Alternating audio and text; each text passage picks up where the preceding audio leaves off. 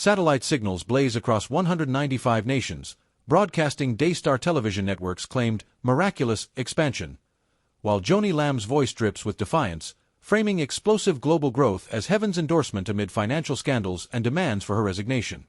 A veteran executive calls it unprecedented after 25 years of service. Yet beneath the triumphant statistics lies a chilling subtext. Lamb invokes her late husband Marcus from the great cloud of witnesses, positioning critics as rebels against divine will while ignoring allegations of donor fund misuse, silenced whistleblowers, and a crumbling family legacy. This isn't a ministry update, it's theological warfare waged from a fortress of pride. Lamb's narrative centers on staggering metrics, broadcasting doors allegedly swinging open in regions once impenetrable to Christian media, satellite access materializing overnight, airwave permissions granted with celestial speed. She leans on Steve, Daystar's international director, whose quarter-century tenure lends weight to his awe, never seen anything like this. For casual observers, it paints divine momentum.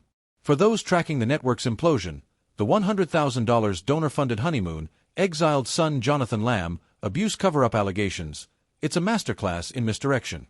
Why trumpet Mongolian broadcasts while stonewalling forensic audits? Why celebrate Nigerian satellites while ignoring 6 luxury properties funded by elderly viewers' faith seeds? The timing feels deliberate, a spectacle of holy favor staged as subpoenas land and former allies defect. Can divine favor coexist with ethical evasion? Sound off below, like for accountability, subscribe for truth. The theological engine powering Lamb's announcement disturbs scholars. She doesn't merely mention Marcus Lamb, she drafts him as a heavenly operative. He's very persistent, she smirks, conjuring her late husband pressuring angels to pry open earthly doors for her reign. This move transcends sentimentality, it sacralizes her authority. Dissent morphs from accountability-seeking to cosmic rebellion. By casting Marcus as divine proxy, Lamb implicitly excommunicates detractors. Opposing her leadership becomes resisting God's plan, with a deceased founder as celestial enforcer. The manipulation is profound. Grief becomes governance, bereavement transforms into spiritual armor. This isn't faith, it's dynasty worship, where a founder's legacy inoculates his successor from scrutiny. The unspoken threat vibrates through every word. Challenge me, and you challenge heaven itself. Analyze Lamb's tone beyond her words. Beneath the polished delivery simmers jarring detachment, pride insulated from consequence.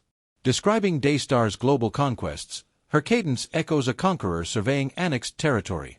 No tremor of humility surfaces, no nod emerges to 50,000 signature petitions demanding her resignation. Her monologue omits even performative acknowledgments of challenges or prayerful reflection. Instead, it's pure victory parade, each broadcast contract a laurel, every satellite uplink vindication. This unyielding triumphalism signals perilous isolation.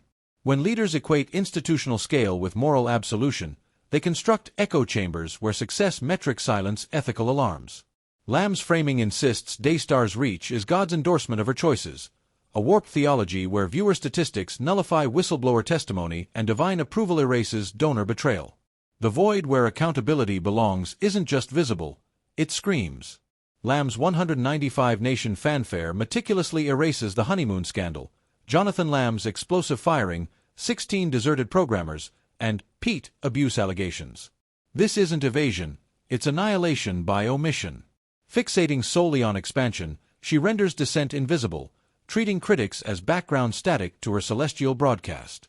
Contrast this with Scripture's raw humanity. King David, confronted over Bathsheba, authored psalms of anguish, not battle reports. Paul boasted of weaknesses, not Corinthian ratings.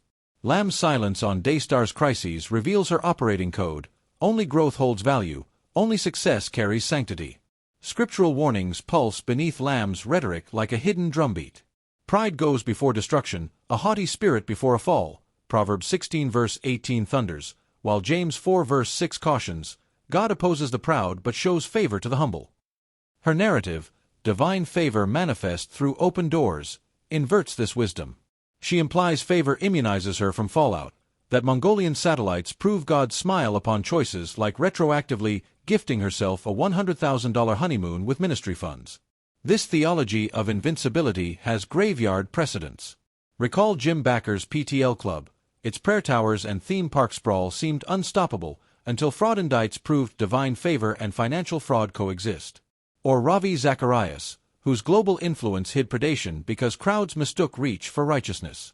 Lamb's unprecedented doors mirror their fatal error, believing scale sanctifies the architect, that audience size absolves ethical decay. Does ministry success demand ethical scrutiny?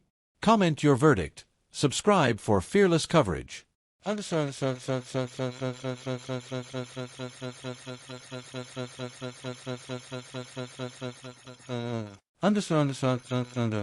Joni Lamb's Miracle Doors declaration transcends spin. It's a masterclass in spiritualizing While powers. Daystar's Expansion may be measurable, its deployment as a moral shield exposes three corrosive truths poisoning modern religious leadership. First, the Great Commission cannot sanctify corruption. Spreading the gospel globally remains sacred, but wielding it to justify financial opacity or suppress ethical inquiry perverts the mission. Lamb's global broadcasts don't neutralize questions about Mexican resort charges, they amplify them. If souls are saved in Sudan using funds allegedly diverted for Florida beach condos, the ministry's moral compass shatters. Growth and integrity aren't rivals, they're inseparable. Sacrificing the latter for the former builds empires on fault lines, magnificent until the quake. Second, invoking the dead to silence the living is spiritual blackmail. Lamb's appeal to Marcus Lamb's heavenly lobbying isn't tender remembrance, it's emotional extortion wrapped in eschatology. By implying Marcus endorses her leadership from eternity, she weaponizes grief to exile critics to theological Siberia. This manipulates the bereaved. Marcus wouldn't want this. Stifles discernment. Who are you to question heaven's plan? And spits on Paul's command to test everything. Hold fast what is good, 1 Thess 5:21. True legacy honors accountability, not dynasty. A founder's memory deserves stewardship, not exploitation as a divine rubber stamp for unchecked power. Third, success metrics forge dangerous messiah complexes. When leaders equate audience reach, revenue spikes, or satellite footprints with divine favor, they conflate scale with sanctification. This breeds the lethal delusion that outcomes excuse processes, that millions reached justify millions misused. History's rubble overflows with ministries who worship their metrics. Backer's heritage towers now dust, Bentley's healing rallies silenced by scandal, Ravi Zacharias' international rebranding in disgrace. Their collapses began when leaders mistook crowd size for covenant, when growth charts became golden calves. Lamb now stands at a precipice, global doors swinging wide while beneath them yawns an abyss of shattered trust. Pensioners who funded her jets shiver in unheated homes. Programmers who fled, Joyce Meyer, Jesse Duplantis, voted with their feet against ethical decay. A son who demanded accountability endures exile. No satellite footprint, however vast, masks this human wreckage. The stench of betrayal won't fade with another broadcast boast. It demands moral surgery.